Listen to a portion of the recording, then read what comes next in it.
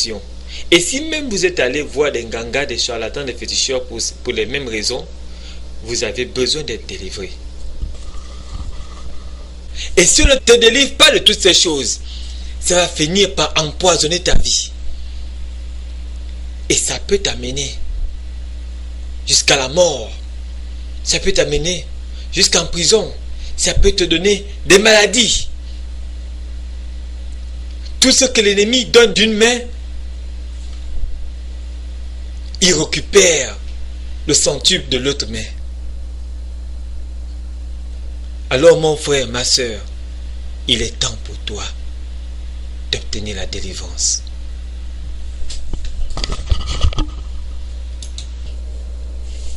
Il y a deux façons de pratiquer les autels. La première façon, c'est d'aller chez un ganga, chez un féticheur ou encore dans un hôtel, loin de ta famille. D'aller faire des alliances, des pactes avec des esprits, des démons. C'est ainsi que certaines personnes iront voir des gangas, des féticheurs pour pouvoir devenir riches. D'autres iront voir des gangas, des charlatans, les rosicruciens, les francs-maçons, pour pouvoir avoir des postes ministériels. Et là-bas, en partant, vous allez aller sceller des alliances sur ces hôtels. Vous savez, tout est symbolique. Vous allez aller, on va vous donner soit une dent de panthère. Quand on te donne une dent de panthère, mon frère, pour que tu deviennes riche, pour que tu aies la puissance, c'est juste l'alliance que tu as scellée.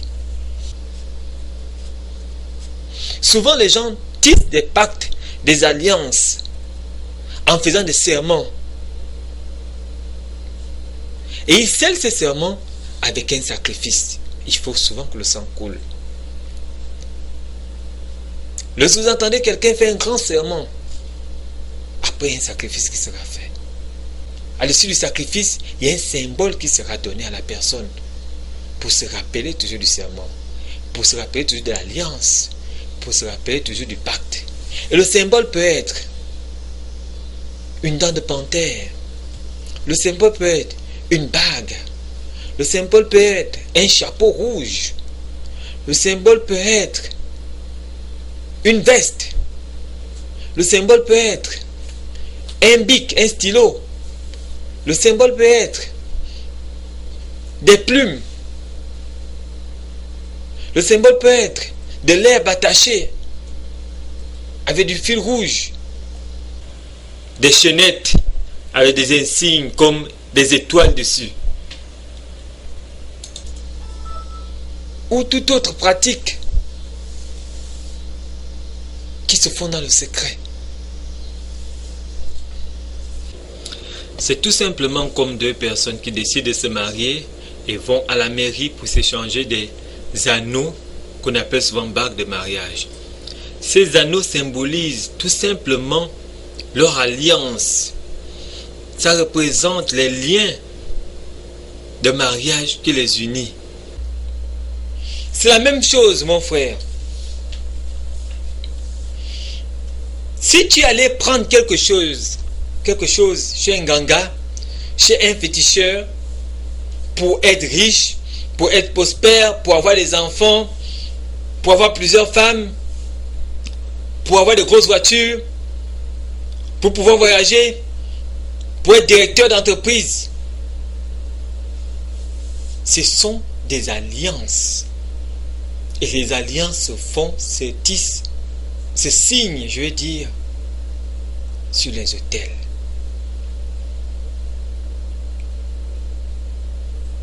Il y a une autre catégorie de personnes, ce sont ceux-là qui,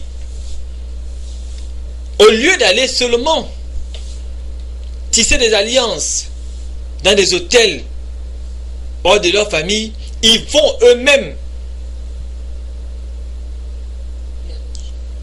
ériger des hôtels dans leur famille, construire des hôtels. Ils vont construire des hauts lieux, des forteresses dans leur famille, sans même s'en douter que ça va influencer sur toute la famille. Les enfants vont commencer à subir. Les sœurs vont commencer à subir. Les petits-fils vont commencer à subir, tout simplement parce qu'une seule personne voulait devenir riche.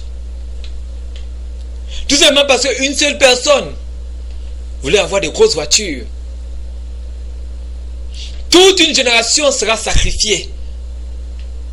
Je dis bien sacrifiée. Nous allons continuer en lisant Jérémie 44 du verset 17 au verset 18.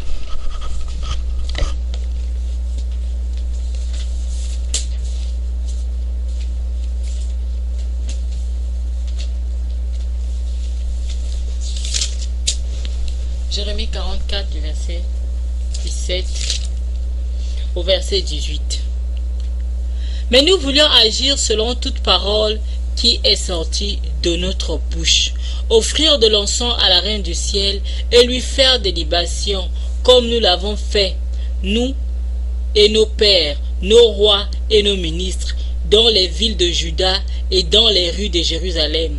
Alors nous avions du pain à satiété. Nous étions heureux et nous n'éprouvions pas le malheur. Mais depuis que nous avons cessé d'offrir de l'encens à la reine du ciel et de lui faire des libations, nous avons manqué de tout. Et nous avons été éliminés par l'épée et par la famine. Amen.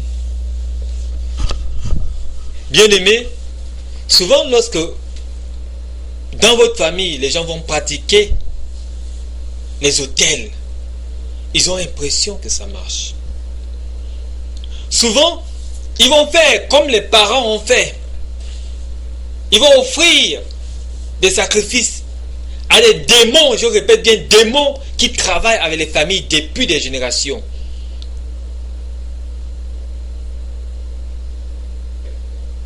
Ils auront l'impression qu'ils tirent leur fortune de cela. Ils auront l'impression qu'ils tirent leur élévation dans la société de cela. Mais laisse-moi te dire que le diable est en train de jouer avec toi. Il va te tendre un piège. Il t'attend au tournant. La plupart des gens qui ont pratiqué ces choses ont subi des conséquences qui ont ruiné leur vie, leur famille. Dieu nous aime tous. Dieu vous aime. Et pour cela, Jésus-Christ est venu mourir sur la croix pour nos péchés. Pour l'amour qu'il y a pour nous. Afin qu'on ait la vie éternelle. Et non pour nous donner la mort. Jésus-Christ ne veut pas qu'on tue nos frères, nos sœurs, nos bien-aimés. Cette pratique est démoniaque, satanique. Il faut se tenir loin de ça.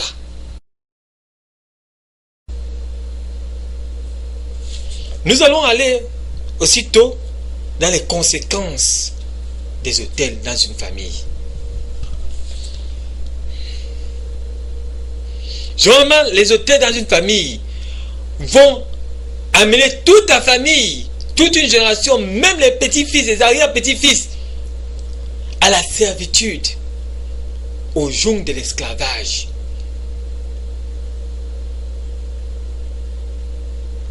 Les personnes seront vendues et soumises aux démons. Mon frère, n'accepte pas d'être vendu par un membre de ta famille. N'accepte pas d'être soumis à un démon de ta famille. Sors de cette malédiction. Nous allons lire Juge 10, de 6 à 7.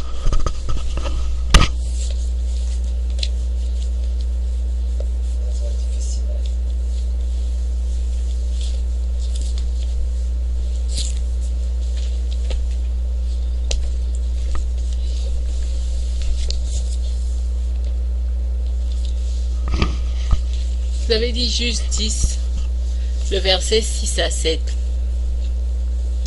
Les Israélites firent encore ce qui est mal aux yeux de l'Éternel. Ils rendirent un culte aux Baal et aux Astartés, les dieux de Syrie, les dieux de Sidon les dieux de Moab, les dieux des Ammonites, les dieux des Philistins. Ils abandonnèrent l'Éternel et ne le servirent plus. La colère de l'Éternel s'enflamma contre Israël et il les vendit entre les mains des Philistins et entre les mains des Ammonites. Je continue.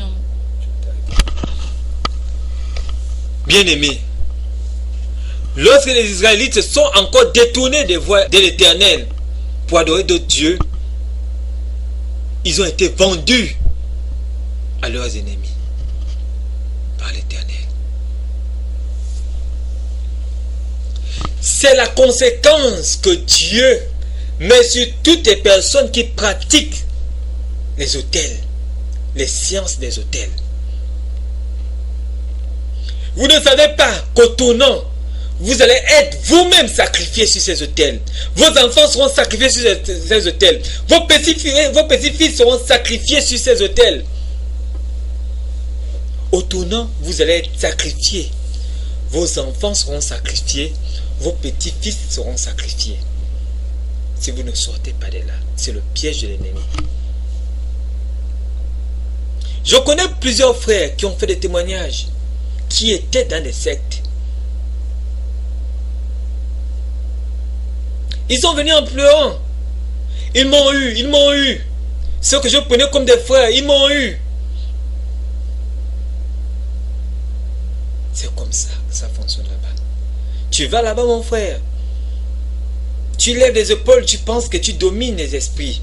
Tu penses que tu manipules les esprits. Mais au tournant, c'est toi qui vas venir en pleurant. Si tu ne sors pas maintenant, tu vas trouver la mort dedans. Et si tu ne délivres pas déjà ta famille, tes enfants vont trouver la mort là-dedans. Sors de ces pratiques, mon frère. Nous allons encore lire, Juge, à l'histoire de Gédéon. Nous allons lire dans Juge 10, verset 10. Lisons Juge 10, verset 10. Les Israélites crièrent à l'Éternel en disant, nous avons péché contre toi, car nous avons abandonné notre Dieu, et nous avons rendu un culte au Baal.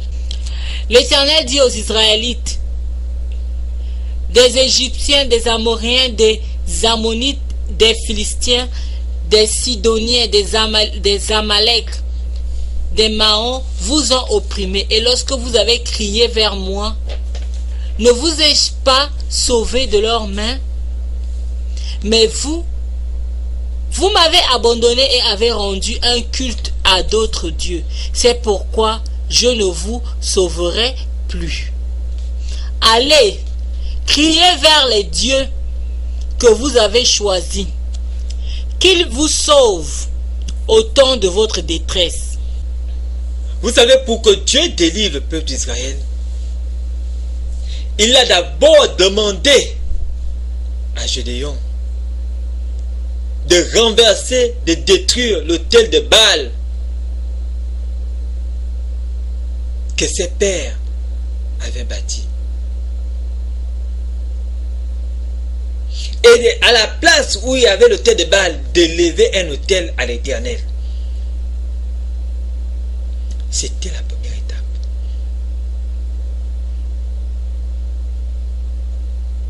Pourquoi? Parce que les Israélites allaient de défaite en défaite. Ils étaient esclaves de leurs ennemis. Rien ne marchait plus pour eux.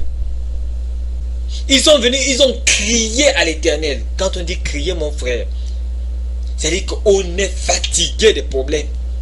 On est fatigué des souffrances. On vient seulement s'adonner à Dieu. Seigneur, s'il te plaît, viens maintenant. Parce que si tu n'interviens pas, nous allons tous mourir. C'est plus fort que nous. C'est comme ça, mon frère. Toi qui pratiques ces sciences, tu vas venir un jour en criant lorsque tout sera ruiné dans ta vie. Lorsque tu seras à un pas de la mort, c'est à ce moment que tu viendras en disant, sauvez-moi, délivrez-moi.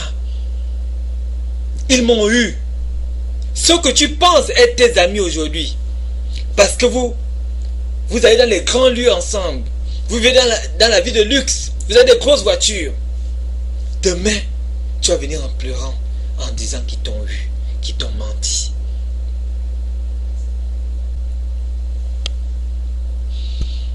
Pour connaître encore les conséquences des autels, nous allons lire 1 Roi 13 du verset 1 à 4. L'histoire de Jéroboam. Lisons 1 Roi 13 du verset 1 à 4. Voici un homme de Dieu arriva de Juda à Bethel, d'après la parole de l'Éternel, pendant que Jéroboam se tenait à l'autel pour brûler des parfums. Il cria contre l'autel, d'après la parole de l'Éternel, et dit: Autel, autel! Ainsi parle l'Éternel. Voici qu'il naîtra un fils à la maison de David. Son nom sera Josias. Il sacrifiera sur toi les sacrificateurs des hauts lieux qui brûlent sur toi des parfums, et l'on consumera sur toi des ossements d'hommes. Et le même jour, il donna un signe en disant: Voici le signe du fait que l'Éternel a parlé. L'autel se fondra et la cendre qui est dessus sera répandue. Je continue. Alors nous avons compris, bien-aimés, sur les mêmes autels que vous avez élevés à d'autres dieux, on va sacrifier sur ces autels tous les sacrificateurs que vous avez utilisés. C'est-à-dire, on va vous sacrifier vous-même, votre famille. C'est pour ça que vous allez remarquer, lorsque un grand-père avait un autel dans la maison et qu'il est mort, les esprits vont commencer à se servir dans la famille. Un à un. C'est la malédiction qui est attachée aux autels. Vous allez remarquer, au départ, il y avait un semblant de prospérité. Mais lorsque le grand-père meurt, la grand-mère meurt, l'ancêtre meurt, les gens commencent à mourir dans la famille, un à un, un à un, un à un. Les femmes ne peuvent plus aller en mariage. Les personnes ne trouvent plus de travail. Les gens ont les maladies comme la folie, le goitre. Les gens font de très mauvais rêves. C'est parce que ces esprits, ces démons vont commencer à se servir tout seuls. C'est la malédiction qui est attachée aux autels.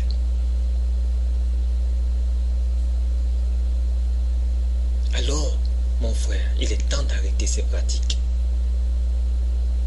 Nous allons continuer encore. Nous allons vous apprendre maintenant comment être libéré des influences des autels dans votre vie.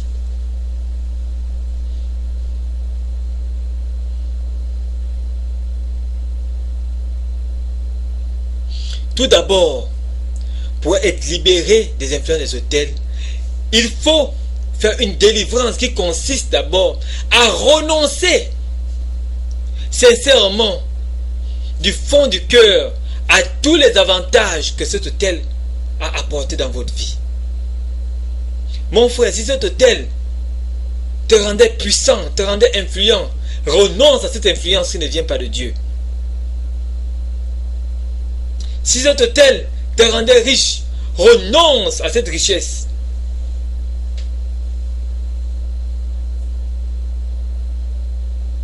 Après, vous allez devoir vous repentir de façon sincère. Ne dites pas, je ne suis pas impliqué, ce sont mes grands frères qui font, ce sont mes parents qui ont fait.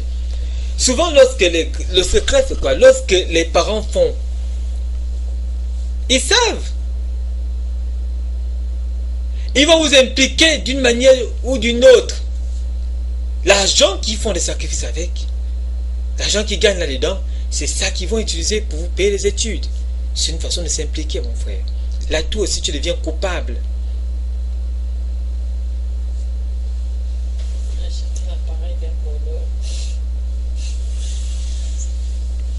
Lorsque ton oncle qui prend l'argent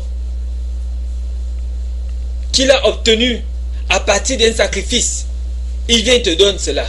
Et pour une voiture qu'il a obtenue à partir d'un sacrifice, il vient, il te l'offre. Il t'implique indirectement à ces pratiques. Et alors à partir de là, tu deviens coupable. C'est pour cela que tu dois aussi faire cette délivrance. Il faut se repentir de façon sincère.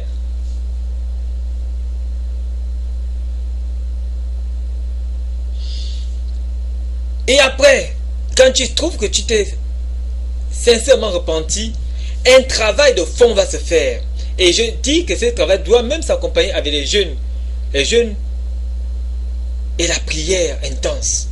Parce qu'il va falloir renverser les autels de la famille.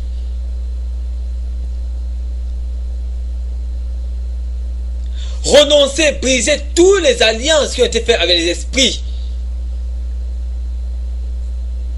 Et se débarrasser de tout objet qui vous relie avec ces esprits.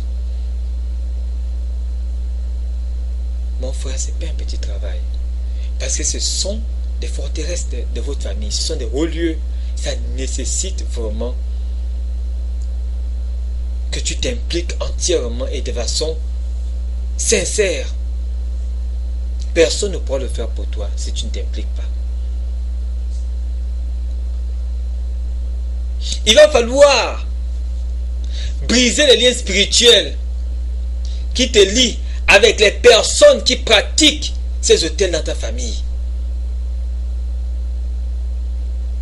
Si ce n'est pas toi qui as amené l'autel et que tu veux te libérer, tu vas devoir briser le lien spirituel qu'il y a entre toi avec cette personne et renoncer, refuser tous les cadeaux, tous les avantages que cette personne va t'apporter qui sont reliés à ces choses. Il va vouloir t'amener l'argent, mais mon frère, il va falloir refuser cet argent. Il va vouloir te faire des présents, tu vas devoir refuser ces présents. Mon frère en Christ, ma soeur en Christ, si tu as fait ce grand travail de délivrance accompagné de jeûnes et de prières, tu dois rappeler à la fin à Jésus-Christ que tu es chrétien, que tu l'as accepté comme Seigneur et Sauveur, et que par le sacrifice suprême qu'il a fait sur la croix, tu es couvert des autels de ta famille. Tu rappelles au Seigneur Jésus-Christ que tu t'es repenti de façon sincère de tes erreurs, de tes péchés. Maintenant, tu réclames le sang qui libère. Tu réclames la protection qui libère. Et tu dois croire fermement qu'il vient pour te délivrer totalement et entièrement des autels de ta famille. Grâce au sacrifice de Jésus-Christ, nous les chrétiens, notre chair ne peut plus être mangée au niveau des autels. Dis à ton frère à côté de toi que grâce à Jésus-Christ, on ne peut plus me manger dans les autels. On ne peut plus me vendre dans les autels. Pour bien expliquer cela, pour mieux comprendre cela, nous allons lire Hébreux 13, versets 10 à 14. Suivez attentivement. Lisons ensemble Hébreux 13, le verset 10 à 14. Nous avons un autel dont les desservants du tabernacle n'ont pas le droit de tirer leur nourriture. Car les corps des animaux dont le sang avait été offert pour les péchés dans le sanctuaire par le souverain sacrificateur sont brûlés hors du camp. C'est pourquoi Jésus aussi, pour sanctifier le peuple par son propre sang, a souffert hors de la porte. Sortons donc hors du camp pour aller à lui en portant son opprobre, car nous n'avons pas ici de cité permanente, mais nous cherchons celle qui est à venir. Amen. Amen. Mon frère chrétien, tu as bien entendu ici, Jésus-Christ est déjà mort